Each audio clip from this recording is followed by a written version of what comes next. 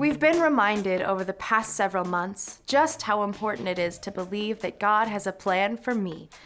Our world has changed. Everything we had planned changed. Hurt, disappointment, fear, loss, sickness, all of it has left us wondering, what will happen next? And while we won't ever truly know what will happen next in any given situation, God does, because God has a plan for you, and God has a plan for me. This month, we're going to use the super sweet theme of Ice Cream Sundaes, along with the life of Joseph, to teach preschoolers that God has a plan for them. We'll begin week 1 by introducing Joseph, his brothers, and the unplanned trip he makes to Egypt. We see Joseph trusting that God has a plan for me in the way he chooses to work hard and do the right thing, even though he is far from home and his family. Week 2, we'll hear about how even though Joseph works hard and does the right thing, he's thrown in jail for something he didn't do. Was that hard for Joseph? It had to be. And yet we see Joseph trusting that God has a plan for me as he chooses to help those around him instead of feeling sorry for himself. Week 3, we see God using Joseph to help save a nation from starvation.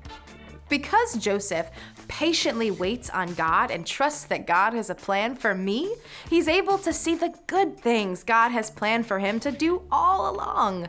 And week 4, which is my favorite, we see Joseph's brothers make their way to Egypt to look for food. They have no idea that they are going to find so much more than food when they arrive. They find a brother and forgiveness waiting on them. And we have the privilege of seeing the end of the story, that God's way is always best. Just as it was with Joseph, trusting in God's plan is what empowers us to keep going when things are hard. If we were to take away one part of Joseph's story and just focus on it, it would be hard to believe that God's plan is always best.